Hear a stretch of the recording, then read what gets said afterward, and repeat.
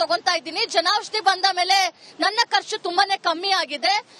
Sugar tablet ನ ಹೊರಗೆ ತಗೊಂತೀನಿ ಅಂತ ಹೇಳಿದ್ರೆ 153 ರೂಪಾಯಿ ಕೊಡಬೇಕು. ಆದ್ರೆ ಜನೌಷಧಿಯಲ್ಲಿ ನನಗೆ 9 ರೂಪಾಯಿಗೆ ಸಿಗ್ತಾ ಇದೆ ಅಂತ ಅಂದ್ರೆ ಇಡೀ ಒಂದು ಶೀಟು 9 ರೂಪಾಯಿಗೆ ಸಿಗ್ತಾ ಇದೆ. 153ಕ್ಕೆ ನಾನು ಹಾಗಿದ್ರೆ ಎಷ್ಟು ಶೀಟ್ಗಳನ್ನ ತಗೊಳ್ಬಹುದು? ಇಂತಹ ಒಂದು ಅಗ್ಗದ ಮೆಡಿಕಲ್ ಶಾಪ್ ಅನ್ನ ಕ್ಲೋಸ್ ಮಾಡ್ತಾ ಇರುವಂತದ್ದು ದೊಡ್ಡ ರಾಜಕೀಯ. ಇದನ್ನ ನಾವು ಒಪ್ಪೋದಿಲ್ಲ ಅಂತ ಹೇಳಿ ಆಕ್ರೋಶವನ್ನ ಕೂಡ ವ್ಯಕ್ತಪಡಿಸಿದ್ದಾರೆ. ಜೊತೆಗೆ ಒಬ್ರು ಡಾಕ್ಟರ್ನ ಕೂಡ ನಾನು ಮಾತಾಡಿಸಿದೆ. ಸರ್, ಯಾಕೆ ಕ್ವಾಲಿಟಿ ವಿಚಾರದಲ್ಲಿ ನೀವೇನ್ ಹೇಳ್ತೀರಾ ಅಂತ. ಕ್ವಾಲಿಟಿ ವಿಚಾರದಲ್ಲಿ ನಾವೇನೋ ಹೇಳೋದಕ್ಕೆ ಬರಲ್ಲ, ಅದು ಜನಕ್ಕೆ ಅರ್ಥ ಆಗುತ್ತೆ.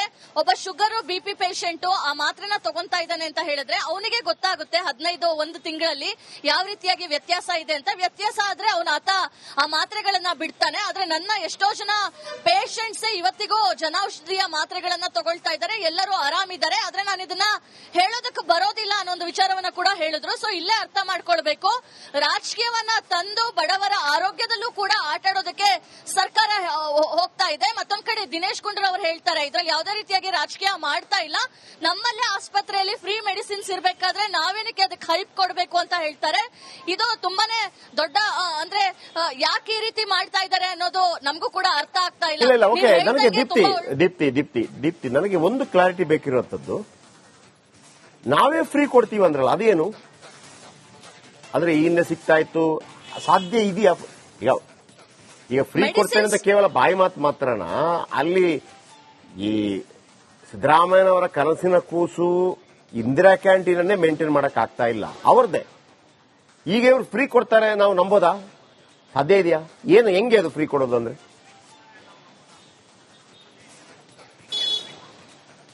ಫ್ರೀ ಕೊಡೋದು ಅಂತ ಹೇಳಿದ್ರೆ ಸರ್ಕಾರಿ ಆಸ್ಪತ್ರೆ ಒಳಗಿರುವಂತಹ ಔಷಧಾಲಯದಲ್ಲಿ ಕೊಡುವಂತಹ ಔಷಧಿಗಳು. ಆದ್ರೆ ನಾನೇ ಹೇಳಿರೋ ಪ್ರಕಾರ 1 ತಿಂಗಳ ಹಿಂದೆ ರಿಯಾಲಿಟಿ ಚೆಕ್ ಮಾಡಿದಾಗ ಅರ್ಧಕ್ಕರ್ಧ ಮೆಡಿಸಿನ್ ಇರಲಿಲ್ಲ. ಹಾಗಾಗಿ ನಮಗೆ ಈಗ ಮತ್ತೆ ಫಾಲೋ ಅಪ್ ಮಾಡೋ ಟೈಮ್ ಬಂದಿದೆ. ಮತ್ತೆ ಫಾಲೋ ಅಪ್ ಮಾಡ್ತೀನಿ. ಈಗಲಾದ್ರೂ ಇಷ್ಟೆಲ್ಲ ಕಾನ್ಫಿಡೆನ್ಸ್ ಅಲ್ಲಿ ಹೇಳ್ತಾ ಇದ್ದಾರೆ ನಾವೇ ಫ್ರೀ ಆಗಿ ಕೊಡ್ತೀವಿ, ಎಲ್ಲಾ ಮೆಡಿಸಿನ್ ಸ್ಟಾಕ್ ಇದೆ ಅಂತ. ದೀಪ್ತಿ, ಈಗ ಬ್ರೇಕ್ ನ ಟೈಮ್ ಸಾಧ್ಯವಾದ್ರೆ ದಿನೇಶ್ ಗುಂಡೂರಾವ್ ಅವರು ಸಿಕ್ಕಿದಾಗ ನೀವೇನ್ ಹೇಳಿದ್ರಿ, ಏನು ರಿಯಾಲಿಟಿ ಚೆಕ್ ಮಾಡ್ತೀವಿ ಅಂತ ಹೇಳಿ, ನೀವು ದಿನೇಶ್ ಗುಂಡೂರಾವ್ ಅವ್ರಿಗೆ ಕೇಳಿ, ಸರ್ ಒಂದ್ ದಿವಸ ನಮ್ಮ ಜೊತೆ ಕ್ಯಾಮರಾದಲ್ಲಿ ಗೊತ್ತಿಲ್ಲದೆ ಬನ್ನಿ, ಅದೇ ಆಸ್ಪತ್ರೆಗೆ ಹೋಗೋಣ, ಒಂದು 4 ಮೆಡಿಸಿನ್ ಅಲ್ಲೇ ಸಿರುವಂತ ಮೆಡಿಸಿನ್ ಸಿಗತ್ತಾ ಸಿಗೋದಿಲ್ವಾ ನಿಮ್ಮ ಮುಂದೆ ನೋಡೋಣ ಸರ್. ನೀವೇ ಕೇಳಿ ಅಲ್ಲಿ ಈ ಮೆಡಿಸಿನ್ ಇದೆಯೇನಪ್ಪ. ಈಗ ನಾವು ಹೋಗ್ಬಿಟ್ಟು ನಾವು ಕೇಳೋದ್ರ ಬದಲಾಗಿ ಅವರೇ ಒಂದು ಅಚಾನಕ್ ಭೇಟಿ ಕೊಡ್ಲಿ, ಅವ್ರಿಗೆ ಹೇಳೋಣ. ನಾವು ಬೇಕಿದ್ರೆ ನಾವು ಎಲ್ಲ ಕ್ಯಾಮರಾ ತಗೊಳ್ಳೋಣ, ಇದು ಜನಪರವಾಗಿರುವಂತದ್ದು. ಸರ್ ನೀವು ಸಡನ್ ಆಗಿ ಭೇಟಿ ಕೊಡಿ ಸರ್ ಒಂದು 4 ಆಸ್ಪತ್ರೆಗೆ, ದಯವಿಟ್ಟು ಹೇಳಬೇಡಿ. ಭೇಟಿ ಕೊಟ್ಬಿಟ್ಟು ಔಷಧಿ ಇದೆಯಾ ಇಲ್ಲ ಕೇಳಿ. ನೀವು ಹೇಳಿದಂತ ಔಷಧಿ ಇದ್ರೆ ಜೈ. ಯಾರಿಗೆ? ದಿನೇಶ್ ಗುಂಡೂರಾವ್ ಮಿನಿಸ್ಟರ್ಗೂ ಡಾಕ್ಟರ್ಸ್ಗೂ ಎಲ್ಲರಿಗೂ ಜೈ, ಇದೇ ಆಗಲಿ. ಬಟ್ ಹಂಗಾಗಲ್ಲ, ಯಾಕಂದ್ರೆ ನಮಗ್ ಗೊತ್ತಿದೆ ನೀವು ಹೇಳೋ ಮಾತ್ರ ತಗೊಂತಾ ಇದ್ದೀನಿ. ಜನೌಷಧಿ ಬಂದ ಮೇಲೆ ನನ್ನ ಖರ್ಚು ತುಂಬಾನೇ ಕಮ್ಮಿ ಆಗಿದೆ. ಶುಗರ್ ಟ್ಯಾಬ್ಲೆಟ್ ನ ಹೊರಗೆ ತಗೊಂತೀನಿ ಅಂತ ಹೇಳಿದ್ರೆ 153 ರೂಪಾಯಿ ಕೊಡಬೇಕು. ಆದ್ರೆ ಜನೌಷಧಿಯಲ್ಲಿ ನನಗೆ 9 ರೂಪಾಯಿಗೆ ಸಿಗ್ತಾ ಇದೆ ಅಂತ ಅಂದ್ರೆ ಇಡೀ ಒಂದು ಶೀಟು 9 ರೂಪಾಯಿಗೆ ಸಿಗ್ತಾ ಇದೆ.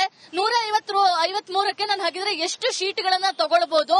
ಇಂತಹ ಒಂದು ಅಗ್ಗದ ಮೆಡಿಕಲ್ ಶಾಪ್ ಅನ್ನ ಕ್ಲೋಸ್ ಮಾಡ್ತಾ ಇರುವಂತದ್ದು ದೊಡ್ಡ ರಾಜಕೀಯ. ಇದನ್ನ ನಾವು ಒಪ್ಪೋದಿಲ್ಲ ಅಂತ ಹೇಳಿ ಆಕ್ರೋಶವನ್ನ ಕೂಡ ವ್ಯಕ್ತಪಡಿಸಿದ್ದಾರೆ. ಜೊತೆಗೆ ಒಬ್ರು ಡಾಕ್ಟರ್ನ ಕೂಡ ನಾನು ಮಾತಾಡಿಸಿದೆ. ಸರ್, ಯಾಕೆ ಕ್ವಾಲಿಟಿ ವಿಚಾರದಲ್ಲಿ ನೀವೇನ್ ಹೇಳ್ತೀರಾ ಅಂತ. ಕ್ವಾಲಿಟಿ ವಿಚಾರದಲ್ಲಿ ನಾವೇನೋ ಹೇಳೋದಕ್ಕೆ ಬರಲ್ಲ, ಅದು ಜನಕ್ಕೆ ಅರ್ಥ ಆಗುತ್ತೆ. ಒಬ್ಬ ಶುಗರ್ BP ಪೇಷಂಟ್ ಆ ಮಾತ್ರೆನ ತಗೊಂತಾ ಇದ್ದಾನೆ ಅಂತ ಹೇಳಿದ್ರೆ ಅವನಿಗೆ ಗೊತ್ತಾಗುತ್ತೆ 15 ತಿಂಗಳಲ್ಲಿ ಯಾವ ರೀತಿಯಾಗಿ ವ್ಯತ್ಯಾಸ ಇದೆ ಅಂತ. ವ್ಯತ್ಯಾಸ ಆದ್ರೆ ಆತ ಆ ಮಾತ್ರೆಗಳನ್ನ ಬಿಡ್ತಾನೆ. ಆದ್ರೆ ನನ್ನ ಎಷ್ಟೋ ಜನ ಪೇಷಂಟ್ ಇವತ್ತಿಗೂ ಜನೌಷಧಿಯ ಮಾತ್ರೆಗಳನ್ನ ತಗೊಳ್ತಾ ಇದ್ದಾರೆ, ಎಲ್ಲರೂ ಆರಾಮಿದ್ದಾರೆ. ಆದ್ರೆ ನಾನು ಇದನ್ನ ಹೇಳೋದಕ್ಕೆ ಬರೋದಿಲ್ಲ ಅನ್ನೋ ಒಂದು ವಿಚಾರವನ್ನ ಕೂಡ ಹೇಳಿದ್ರು. ಸೊ ಇಲ್ಲೇ ಅರ್ಥ ಮಾಡ್ಕೊಳ್ಬೇಕು, ರಾಜಕೀಯವನ್ನ ತಂದು ಬಡವರ ಆರೋಗ್ಯದಲ್ಲೂ ಕೂಡ ಆಟ ಆಡೋದಕ್ಕೆ ಸರ್ಕಾರ ಹೋಗ್ತಾ ಇದೆ. ಮತ್ತೊಂದ್ ಕಡೆ ದಿನೇಶ್ ಗುಂಡೂರಾವ್ ಅವರು ಹೇಳ್ತಾರೆ ಇದ್ರಲ್ಲಿ ಯಾವುದೇ ರೀತಿಯಾಗಿ ರಾಜಕೀಯ ಮಾಡ್ತಾ ಇಲ್ಲ, ನಮ್ಮಲ್ಲೇ ಆಸ್ಪತ್ರೆಯಲ್ಲಿ ಫ್ರೀ ಮೆಡಿಸಿನ್ಸ್ ಇರ್ಬೇಕಾದ್ರೆ ನಾವೇನಕ್ಕೆ ಅದಕ್ಕೆ ಹೈಪ್ ಕೊಡಬೇಕು ಅಂತ ಹೇಳ್ತಾರೆ. ಇದು ತುಂಬಾನೇ ದೊಡ್ಡ ಅಂದ್ರೆ ಯಾಕೆ ಈ ರೀತಿ ಮಾಡ್ತಾ ಇದ್ದಾರೆ ಅನ್ನೋದು ನಮಗೂ ಕೂಡ ಅರ್ಥ ಆಗ್ತಾ ಇಲ್ಲ. ಓಕೆ, ನನಗೆ ದೀಪ್ತಿ ನನಗೆ ಒಂದು ಕ್ಲಾರಿಟಿ ಬೇಕಿರುವಂತದ್ದು, ನಾವೇ ಫ್ರೀ ಕೊಡ್ತೀವಿ ಅಂದ್ರಲ್ಲ ಅದೇನು? ಅಂದ್ರೆ ಈ ಹಿಂದೆ ಸಿಗ್ತಾ ಇತ್ತು, ಸಾಧ್ಯ ಇದೆಯಾ? ಈಗ ಫ್ರೀ ಕೊಡ್ತೇನೆ ಅಂತ ಕೇವಲ ಬಾಯಿ ಮಾತು ಮಾತ್ರನಾ? ಅಲ್ಲಿ ಈ ಸಿದ್ದರಾಮಯ್ಯನವರ ಕನಸಿನ ಕೂಸು ಇಂದಿರಾ ಕ್ಯಾಂಟೀನ್ ಅನ್ನೇ ಮೇಂಟೈನ್ ಮಾಡಕ್ ಆಗ್ತಾ ಇಲ್ಲ ಅವ್ರದ್ದೇ. ಈಗ ಇವ್ರು ಫ್ರೀ ಕೊಡ್ತಾರೆ ನಾವು ನಂಬೋದಾ? ಸಾಧ್ಯ ಇದೆಯಾ? ಏನು ಹೆಂಗೆ ಅದು ಫ್ರೀ ಕೊಡೋದು ಅಂದ್ರೆ?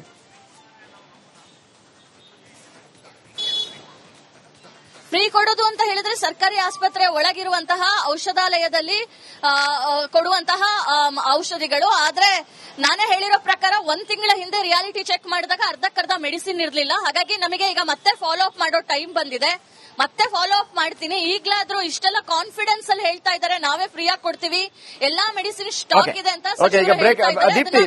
ದೀಪ್ತಿ, ಈಗ ಬ್ರೇಕ್ ನ ಟೈಮ್ ಸಾಧ್ಯವಾದ್ರೆ ದಿನೇಶ್ ಗುಂಡೂರಾವ್ ಅವರು ಸಿಕ್ಕಿದಾಗ ನೀವೇನ್ ಹೇಳಿದ್ರಿ, ಏನು ರಿಯಾಲಿಟಿ ಚೆಕ್ ಮಾಡ್ತೀವಿ ಅಂತ ಹೇಳಿ, ನೀವು ದಿನೇಶ್ ಗುಂಡೂರಾವ್ ಅವ್ರಿಗೆ ಕೇಳಿ, ಸರ್ ಒಂದ್ ದಿವಸ ನಮ್ಮ ಜೊತೆ ಕ್ಯಾಮರಾದಲ್ಲಿ ಗೊತ್ತಿಲ್ಲದೆ ಬನ್ನಿ, ಅದೇ ಆಸ್ಪತ್ರೆಗೆ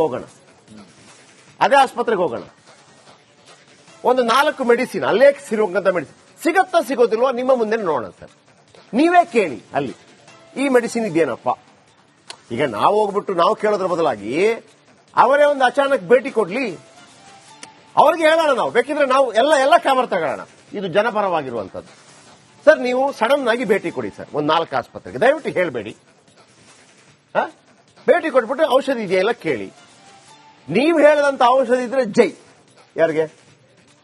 ದಿನೇಶ್ ಗುಂಡೂರಾವ್ ಮಿನಿಸ್ಟರ್ಗೂ ಡಾಕ್ಟರ್ಸ್ಗೂ ಎಲ್ಲರಿಗೂ ಜೈ. ಇದೇ ಆಗಲಿ. ಬಟ್ ಹಂಗಾಗಲ್ಲ. ಯಾಕಂದ್ರೆ ನಮ್ಗೆ ಗೊತ್ತಿದೆ ನೀವು ಹೇಳೋದು ಮಾತ್ರ ಅಲ್ಲಿ ತಗೊಂತಾ ಇದ್ದೀನಿ. ಜನೌಷಧಿ ಬಂದ ಮೇಲೆ ನನ್ನ ಖರ್ಚು ತುಂಬಾನೇ ಕಮ್ಮಿ ಆಗಿದೆ.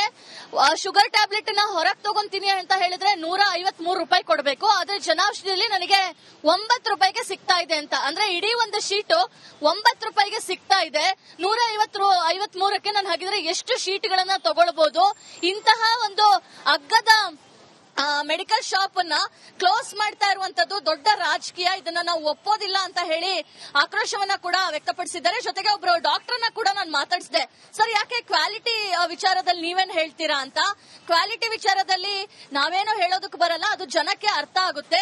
ಒಬ್ಬ ಶುಗರ್ BP ಪೇಷಂಟ್ ಆ ಮಾತ್ರೆನ ತಗೊಂತಾ ಇದ್ದಾನೆ ಅಂತ ಹೇಳಿದ್ರೆ ಅವನಿಗೆ ಗೊತ್ತಾಗುತ್ತೆ 15 ತಿಂಗಳಲ್ಲಿ ಯಾವ ರೀತಿಯಾಗಿ ವ್ಯತ್ಯಾಸ ಇದೆ ಅಂತ. ವ್ಯತ್ಯಾಸ ಆದ್ರೆ ಆತ ಆ ಮಾತ್ರೆಗಳನ್ನ ಬಿಡ್ತಾನೆ. ಆದ್ರೆ ನನ್ನ ಎಷ್ಟೋ ಜನ ಪೇಷಂಟ್ ಇವತ್ತಿಗೂ ಜನೌಷಧಿಯ ಮಾತ್ರೆಗಳನ್ನ ತಗೊಳ್ತಾ ಇದ್ದಾರೆ, ಎಲ್ಲರೂ ಆರಾಮಿದ್ದಾರೆ. ಆದ್ರೆ ನಾನು ಇದನ್ನ ಹೇಳೋದಕ್ಕೆ ಬರೋದಿಲ್ಲ ಅನ್ನೋ ಒಂದು ವಿಚಾರವನ್ನ ಕೂಡ ಹೇಳಿದ್ರು. ಸೊ ಇಲ್ಲೇ ಅರ್ಥ ಮಾಡ್ಕೊಳ್ಬೇಕು, ರಾಜಕೀಯವನ್ನ ತಂದು ಬಡವರ ಆರೋಗ್ಯದಲ್ಲೂ ಕೂಡ ಆಟಾಡೋದಕ್ಕೆ ಸರ್ಕಾರ ಹೋಗ್ತಾ ಇದೆ. ಮತ್ತೊಂದ್ ಕಡೆ ದಿನೇಶ್ ಗುಂಡೂರಾವ್ ಅವರು ಹೇಳ್ತಾರೆ ಇದ್ರಲ್ಲಿ ಯಾವುದೇ ರೀತಿಯಾಗಿ ರಾಜಕೀಯ ಮಾಡ್ತಾ ಇಲ್ಲ, ನಮ್ಮಲ್ಲೇ ಆಸ್ಪತ್ರೆಯಲ್ಲಿ ಫ್ರೀ ಮೆಡಿಸಿನ್ಸ್ ಇರಬೇಕಾದ್ರೆ ನಾವೇನಕ್ಕೆ ಅದಕ್ಕೆ ಹೈಪ್ ಕೊಡಬೇಕು ಅಂತ ಹೇಳ್ತಾರೆ.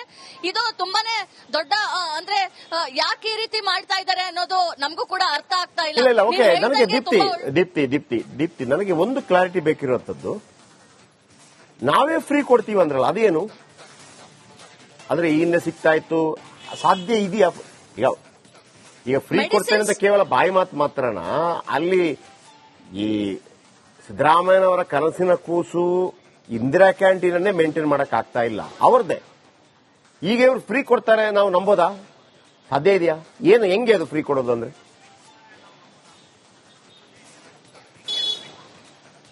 ಫ್ರೀ ಕೊಡೋದು ಅಂತ ಹೇಳಿದ್ರೆ ಸರ್ಕಾರಿ ಆಸ್ಪತ್ರೆ ಒಳಗಿರುವಂತಹ ಔಷಧಾಲಯದಲ್ಲಿ ಕೊಡುವಂತಹ ಔಷಧಿಗಳು. ಆದ್ರೆ ನಾನೇ ಹೇಳಿರೋ ಪ್ರಕಾರ 1 ತಿಂಗಳ ಹಿಂದೆ ರಿಯಾಲಿಟಿ ಚೆಕ್ ಮಾಡಿದಾಗ ಅರ್ಧಕ್ಕರ್ಧ ಮೆಡಿಸಿನ್ ಇರಲಿಲ್ಲ. ಹಾಗಾಗಿ ನಮಗೆ ಈಗ ಮತ್ತೆ ಫಾಲೋ ಅಪ್ ಮಾಡೋ ಟೈಮ್ ಬಂದಿದೆ.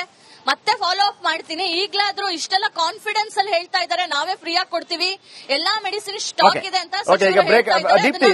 ದೀಪ್ತಿ, ಈಗ ಬ್ರೇಕ್ ನ ಟೈಮ್ ಸಾಧ್ಯವಾದ್ರೆ ದಿನೇಶ್ ಗುಂಡೂರಾವ್ ಅವರು ಸಿಕ್ಕಿದಾಗ ನೀವೇನ್ ಹೇಳಿದ್ರಿ, ಏನು ರಿಯಾಲಿಟಿ ಚೆಕ್ ಮಾಡ್ತೀವಿ ಅಂತ ಹೇಳಿ, ನೀವು ದಿನೇಶ್ ಗುಂಡೂರಾವ್ ಅವ್ರಿಗೆ ಕೇಳಿ, ಸರ್ ಒಂದ್ ದಿವಸ ನಮ್ಮ ಜೊತೆ ಕ್ಯಾಮರಾದಲ್ಲಿ ಗೊತ್ತಿಲ್ಲದೆ ಬನ್ನಿ, ಅದೇ ಆಸ್ಪತ್ರೆಗೆ ಹೋಗೋಣ, ಒಂದು 4 ಮೆಡಿಸಿನ್ ಅಲ್ಲೇ ಸಿರುವಂತ ಮೆಡಿಸಿನ್ ಸಿಗತ್ತಾ ಸಿಗೋದಿಲ್ವಾ ನಿಮ್ಮ ಮುಂದೆ ನೋಡೋಣ ಸರ್. ನೀವೇ ಕೇಳಿ ಅಲ್ಲಿ ಈ ಮೆಡಿಸಿನ್ ಇದೆಯೇನಪ್ಪ. ಈಗ ನಾವು ಹೋಗ್ಬಿಟ್ಟು ನಾವು ಕೇಳೋದ್ರ ಬದಲಾಗಿ ಅವರೇ ಒಂದು ಅಚಾನಕ್ ಭೇಟಿ ಕೊಡ್ಲಿ, ಅವ್ರಿಗೆ ಹೇಳೋಣ. ನಾವು ಬೇಕಿದ್ರೆ ನಾವು ಎಲ್ಲ ಕ್ಯಾಮರಾ ತಗೊಳ್ಳೋಣ. ಇದು ಜನಪರವಾಗಿರುವಂತದ್ದು. ಸರ್ ನೀವು ಸಡನ್ ಆಗಿ ಭೇಟಿ ಕೊಡಿ ಸರ್ ಒಂದು 4 ಆಸ್ಪತ್ರೆಗೆ, ದಯವಿಟ್ಟು ಹೇಳಬೇಡಿ. ಭೇಟಿ ಕೊಟ್ಬಿಟ್ಟು ಔಷಧಿ ಇದೆಯಲ್ಲ ಕೇಳಿ. ನೀವು ಹೇಳದಂತ ಔಷಧಿ ಇದ್ರೆ ಜೈ. ಯಾರಿಗೆ? ದಿನೇಶ್ ಗುಂಡೂರಾವ್ ಮಿನಿಸ್ಟರ್ಗೂ ಡಾಕ್ಟರ್ಸ್ಗೂ ಎಲ್ಲರಿಗೂ ಜೈ. ಇದೇ ಆಗಲಿ. ಬಟ್ ಹಂಗಾಗಲ್ಲ. ಯಾಕಂದ್ರೆ ನಮ್ಗೆ ಗೊತ್ತಿದೆ ನೀವು ಹೇಳೋದು ಮಾತ್ರ